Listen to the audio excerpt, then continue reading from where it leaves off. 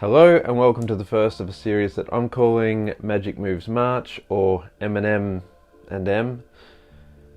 And throughout the month of March I'm going to be featuring on my channel a few magic moves. They're not going to be tutorials on full routines, however they will be teaching you some magic moves that you can build into routines, and I'm hoping that it will also spark a bit of interest for those of you who aren't familiar with magic to maybe go down that rabbit hole and learn some magic yourselves. Please remember to like and subscribe if you haven't already, and without a further delay, let's kick on with the first episode.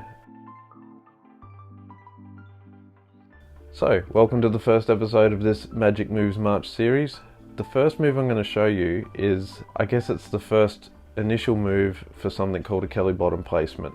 So we're not going to be looking at the whole Kelly bottom placement move itself, we're just going to be looking at the first mechanic, which is pulling a card off the bottom of the deck.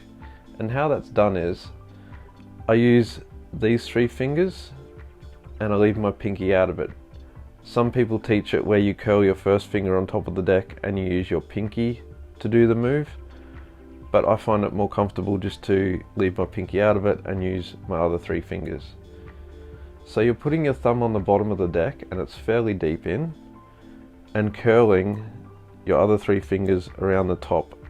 And I like to try and line my ring finger up with the pip of the card. All you have to do then is pull down with your ring finger, and it will pull the card off the bottom of the deck. It is a bit knacky and it will take some practice, but you'll find if you just release your thumb just a little bit to let that first card drop off and pull down with your ring finger. You can also use your first finger to push up if you want it to go more sideways, or you can just pull it straight down. So it's up to you, using your ring finger to pivot it around your pointer where you want that card to be positioned. So one of the things I do with this move is, if I've got a Sharpie on the table, it gives a bit of justification for this move as well. I'll peel the card off the bottom of the deck, I'll put it into a gambler's cop, I'll use my thumb to push against that card as both hands move apart, and grab the corner of the deck, move the pen out the way, place the deck down, and ask if they want to shuffle or maybe spread the cards out, whatever the trick requires. All the time having stolen that card. This one can be a bit tricky, but I find the most important thing is to get the sequence and the flow of the move happening. You come away, you pop the card off, put it into gambler's cop, move the pen as I've copped the card, and grab the corner of the deck and place the deck down. And that's how to get a card into gambler's cop from a Kelly bottom move. If anyone knows the actual name of this move, pulling the card down, please let me know in the comments below.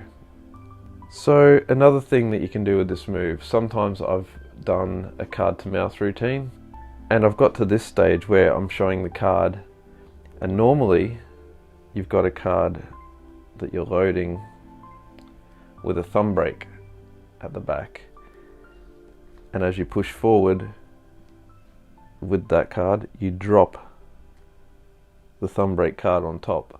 Sometimes I've got to this stage where I'm showing the card but I haven't got my thumb brake, so I've got nothing to drop on top because I can't get a thumb brake from here. So that's when I use a Kelly bottom move to just separate a card.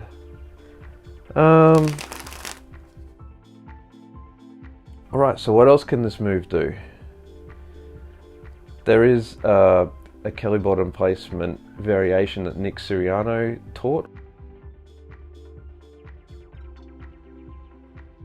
But it was a nice little subtlety where the card is side jogged before placing it back in the deck, and the person can see that the card's going in while it's controlled to the bottom. So I like that little variation rather than just coming straight across, getting that break and placing it straight on the bottom. I think it adds a nice little touch. And for those of you who use a Tenkai palm, I personally don't use a Tenkai palm a lot, but you can pull the card down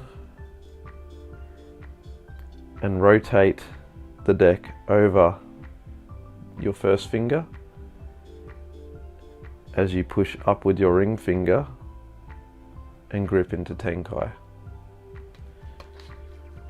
So I'm not sure when you'd use this. Maybe you're gesturing to the deck as you load it on top and controlling the card to the top of the deck, but then there's a lot easier ways to control a card to the top of the deck. Not sure, maybe you want to show the top card and then load it as you turn the deck over and show the bottom card, to show that the card is not on the top or on the bottom. But you can get it into Tenkai just like that. I'm sure someone's probably used this as a card to box routine as well, where they've pulled the card off the bottom of the deck, loaded it under the box as they place the cards on top, give the cards a tap or a flick or a snap, whatever the gesture is, remove the cards and open the box, reach in, pull out the card.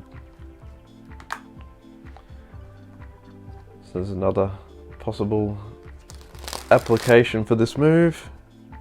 So this move is really versatile and I do think it has a lot of applications. I probably, as I said, use it most just to steal cards out and get it into a gambler's cop, or to assist with getting that pinky break under the bottom card. So there you go guys, a few applications of the Kelly bottom placement move. I hope you enjoyed it. I hope you go out and explore possible options for this move yourself and share them in the comments below. And I look forward to seeing you on the next episode of Magic Moves March. Until then, I'm Scotty P, the Mid-Strength Magician, and I bloody love magic.